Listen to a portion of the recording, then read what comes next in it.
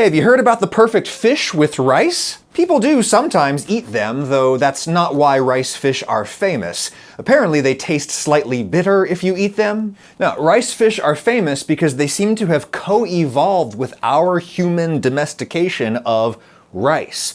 Or actually, you could say that while we were deliberately domesticating this delicious grass crop here, rice, we ended up kind of accidentally domesticating the rice fish. Rice fish are a group of species that are generally tiny, omnivorous, and well adapted to life in yucky, stagnant, shallow pools.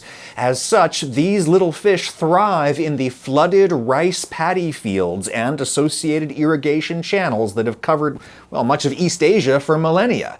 We call them rice fish because they swim around the rice. The fact that some of them almost look like rice is incidental, but appropriate. And it's appropriate to once again thank rice for all that it has given us. Not only does it give us by far the most calories per acre of any grain crop, it also gave us the rice fish. And the rice fish has turned out to be this really, really important so-called model organism for all kinds of scientific research, genetic research, cancer research. And for a lot of the same reasons, rice fish may also be the perfect pet fish. Much better than goldfish. They're certainly perfect for this mangrove forest crab habitat that I've been building in the greenhouse. So cool. So the greatest variation of rice fish species on the planet is definitely concentrated here on the Indonesian island of Sulawesi. This is one reason why scientists think that perhaps all of the rice fish, or certainly a lot of the rice fish, actually originate in Sulawesi. But the main species that people talk about when they talk about rice fish is the Japanese rice fish, Oryzius latipus, known in Japan as Medaka. These are a particularly reflective variety of Medaka that I have here. So apparently folk memory in Japan records that the Medaka came to Japan from the Eurasian mainland with the advent of wet paddy rice cultivation. Like, it came with the rice some 2,500 years ago. Is that true? Well, in 2011, these Japanese scientists collected and analyzed wild Medaka DNA from all around Japan. And the distribution of particular Medaka strains pretty much seemed to match up with the archaeological record on rice cultivation. Indeed, these scientists suggest that you could flip the script and use the rice fish to study anthropology, right? That you could study and deduce the spread of wet paddy rice cultivation across geographies and across cultures by looking at the DNA of the rice fish that are living in those places now. Did ancient farmers deliberately introduce rice fish into their paddy fields? Well, we don't know, but there would have been good reasons to do that. Rice fish eat mosquito eggs and larvae. That's a benefit to humans for sure. What we do know is that rice fish were kept as ornamental fish as early as the beginning of the Edo period in Japan, so early 17th century. This is an 18th century painting of girls scooping up Medaka to keep in a beautiful glass beaker. The Japanese were second to none in glass blowing back then. And unlike goldfish, rice fish could actually be expected to survive inside a bowl. With a little help, you could keep some rice fish in a bowl. You can't actually do that with goldfish. They'll die. Indeed, here's the traditional way to keep pet Medaka, in a little flower pot in your little Tokyo apartment.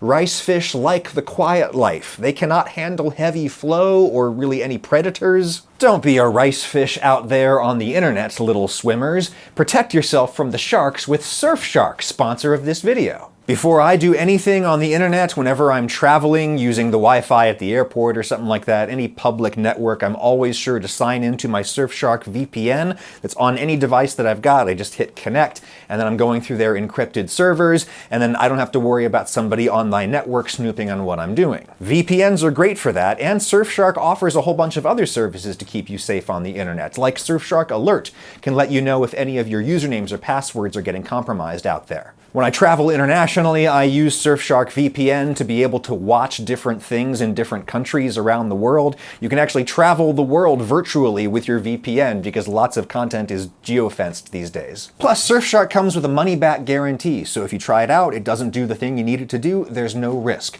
Just hit my link in the description, get one of their best deals ever. They're doing Black Friday deals right now.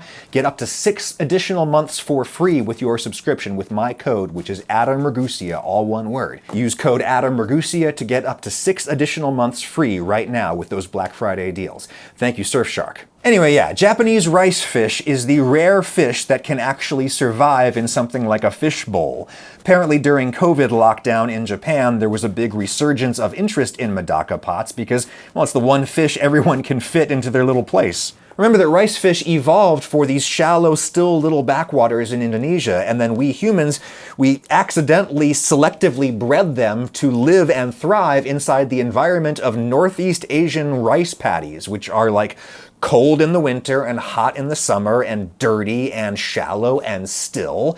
They can actually live there because we made them. This is why rice fish can thrive in tiny, low-tech aquaria where others would die from hypoxia or from ammonia or from temperature shock.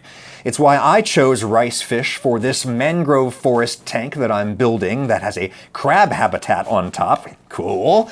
Since lots of the surface area is covered, I'm not getting optimal gas exchange, and therefore it's safe to have fish with low oxygen needs in here, like rice fish, and that loach there, that eel-looking guy who's not an eel. He's actually semi-amphibious. He can gulp air. The point is, rice fish are the perfect aquarium fish because ancient rice farmers accidentally bred them to be the perfect aquarium fish. Because they're so tiny and low bioload, you can have lots of Medaka together and you can watch them school, which is their natural behavior. They breed easily and lustily, and they tolerate inbreeding well, so you can keep a colony going perpetually. And that helps explain why Japanese scientists were quick to use the Medaka for research, starting around the turn of the 20th century. Whereas Western scientists' go-to model organism for experiments was like the lab rat, in the East, it was rice fish. You can keep and breed them easily in the lab, and they sometimes carry their fertilized eggs on their bodies for a while. That's a trait that these scientists here joke seems to have almost been evolved for the express purpose of like helping them out, helping out lab techs, because it allows you to tell really easily which parents which eggs came from. They have super simple genomes and they breed daily and they're indestructible, so lots of pioneering work on genetics was done on rice fish. And none of this is news to the people of Japan, who grew up breeding Medaka in little primary school experiments and taking them home in little jars when they were kids. It's the beloved family fish in Japan. They're still kind of hard to find at fish stores here in the United States. Haven't gotten popular yet. I had to order these from a breeder in Seattle. They should be in every pet store. I suppose rice fish are rather plain looking to avoid getting eaten in shallow pools, but it's the 21st century and now there's all kinds of like fabulous new breeds in brilliant colors. And could we eat them? Well, rice fish are not to be confused with rice fish, rice-fish. Rice-fish refers to agricultural systems where you are growing fish to eat in the very water where you are also growing your rice, and the fish poop fertilizes the rice paddies. It's a virtuous cycle. It's called aquaponics. Rice fish is probably the future of sustainable seafood, but in terms of what fish you have with your rice, we probably have better tasting options than rice fish. This here is the only thing I could find on the internet where somebody claims to be eating rice fish. He says that he salts and preserves them whole, like anchovies. He describes them as pleasantly bitter. I do know that I am grateful to rice cultivation for giving us the rice fish, if for nothing else than for the benefit that the rice fish is to science. And if you're thinking about getting into fish tanks and you think you want a goldfish, well, maybe what you really want is some rice fish. They're worth getting shipped. They really are just better suited to small tanks. Now, here's the big question. I realize that we mostly talk about food on this channel, but do you want to see the build video for that tank? Because I filmed the whole process. You know, the 2 tiers with the fish on the bottom and then the land area for the crabs on top and then the mangrove forest that's going to grow on top. Do you want to see the build video for that? I mean, I could do that. What do you think?